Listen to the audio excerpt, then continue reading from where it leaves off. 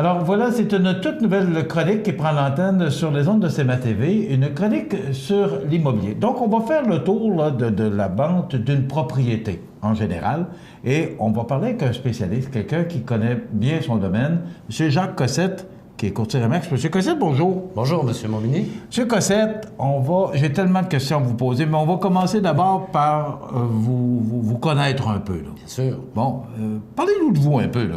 Vous êtes à Montmagny, vous êtes établi à Montmagny, ça fait plusieurs années. Parlez-nous, vous, un peu de ce que vous faites. C'est quoi votre métier? Voilà. C'est quoi un courtier en immeuble? Bon, dans un premier temps, je vais vous dire que je suis courtier immobilier de chez Remax Fortin-Delage depuis 11 ans.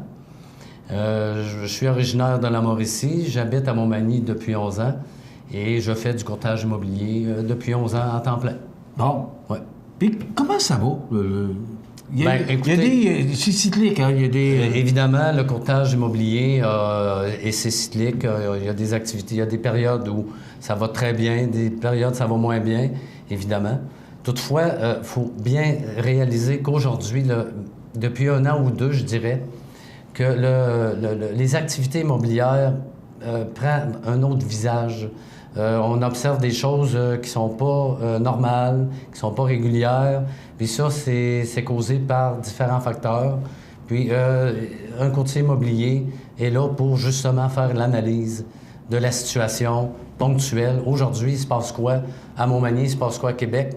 Pourquoi tes maisons se vendent moins vite? Pourquoi telle maison s'est vendue très vite? Pourquoi telle autre s'est pas vendue vite? C'est vraiment une analyse, c'est du cas par cas.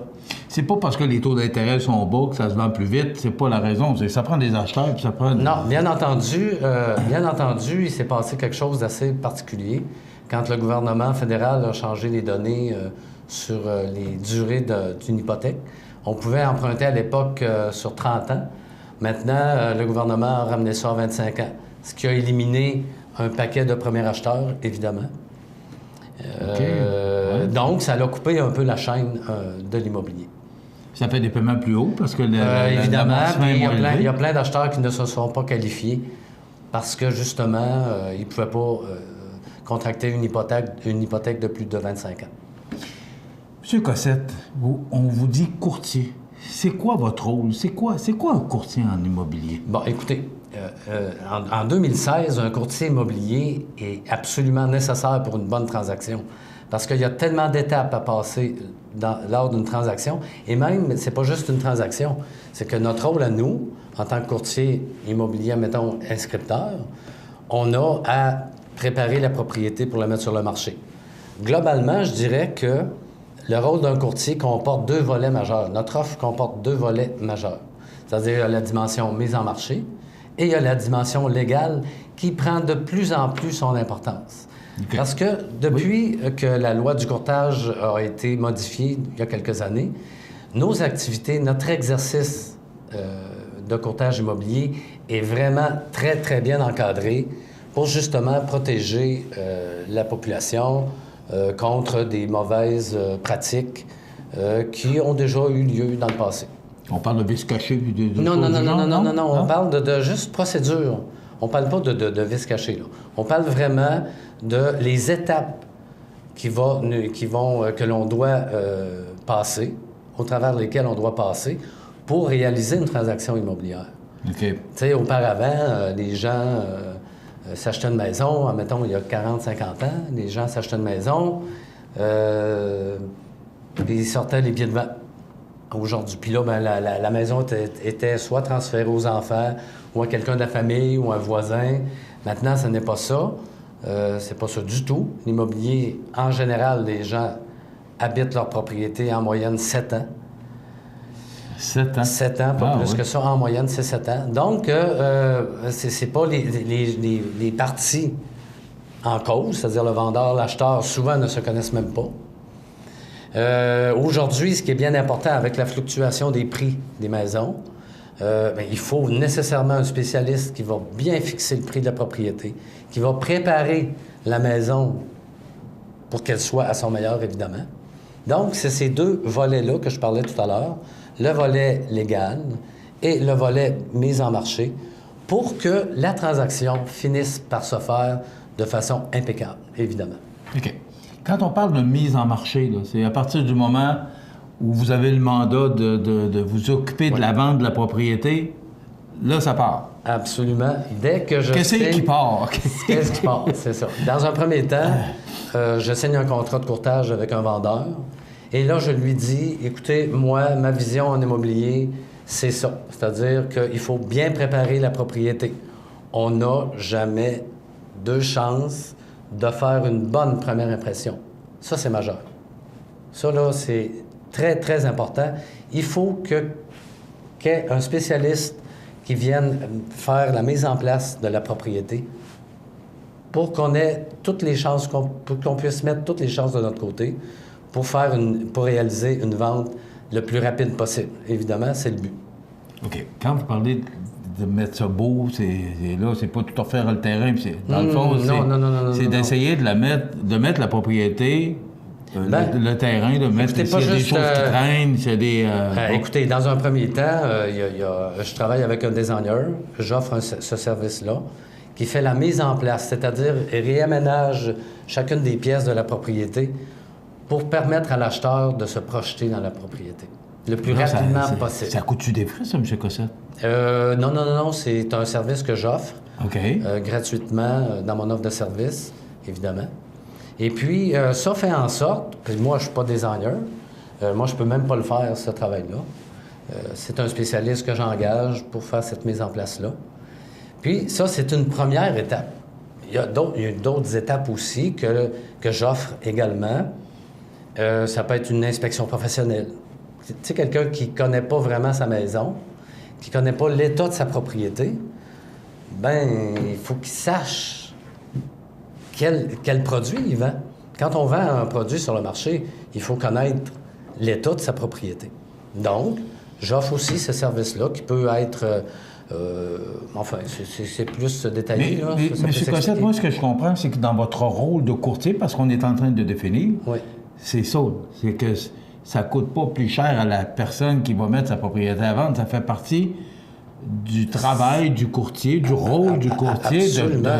Parce que votre intérêt, c'est que le vendeur vende sa propriété, puis que vous la vendiez, sa propriété. Oui. Bon, juste l'étape d'inspection professionnelle. Admettons quelqu'un ne sait pas trop dans quel état est sa maison, soit que c'est une succession ou que c'est...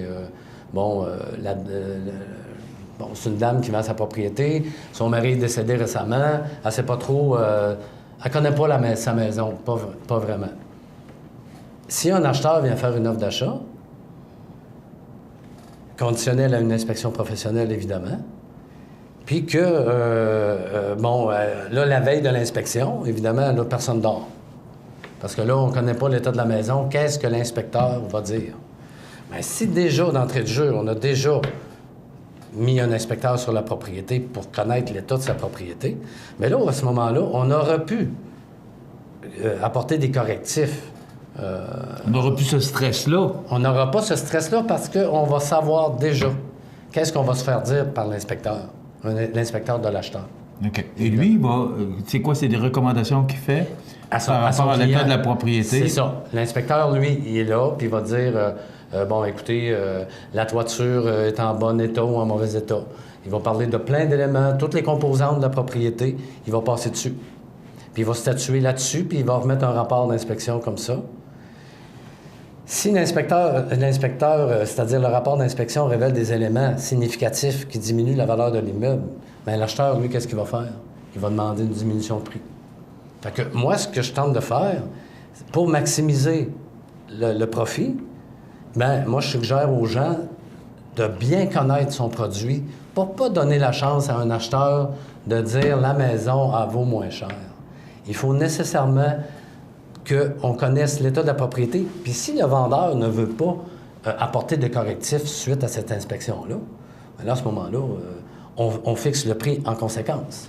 Puis on le dit, écoutez, on a fixé le prix à temps, mettons, 200 000 la propriété, parce que la toiture est à refaire, parce que les fenêtres, la fenestration est à changer. Bien là, à ce moment-là, c'est une autre histoire. Tu sais. Mais ce qui est important, c'est qu'il faut que le vendeur soit conscient de l'importance de connaître sa propriété. C'est ce qui est le plus important. Le prix. Qui fixe le prix? Bon, écoutez, il y a 2 façons de fixer le prix. Il y a avec les comparables vendus. Puis on sait très bien qu'il n'y a pas une maison qui est comparable à une autre. Ça, c'est sûr. Et quand vous parlez de comparables vendus, vous parlez des maisons aux alentours? Des maisons vendues dans un secteur donné. Okay. Qu'est-ce qui s'est vendu dans l'année passée? Puis est-ce que mon sujet, la maison que j'ai à vendre, se compare à certaines des maisons dans le même secteur? OK. Et le deuxième... Puis là, la deuxième façon, c'est la méthode du coût.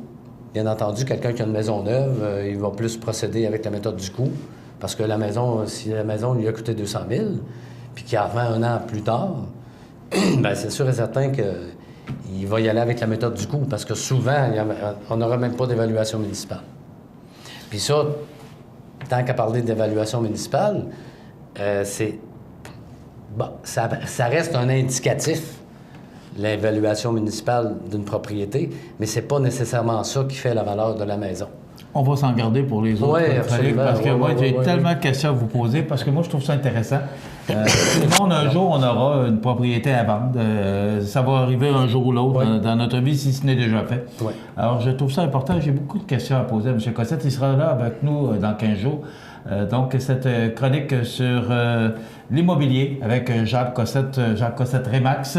Donc, vous pouvez rejoindre Jacques Cossette au 88 931 9309, 88 931 9309. Oui. Sans oublier que je suis résident de Montmagny. Plein de gens pensent que je suis de Québec. Et non, j'habite à Montmagny, pas loin de chez vous. Bien, merci. Alors, Jacques sera avec nous, M. Jacques Cossette sera avec nous à tous les mardis à la même heure. Donc, je vous invite à être des nôtres. Merci, M. Cossette. Merci, M. On se retrouve dans 2 semaines. Oui.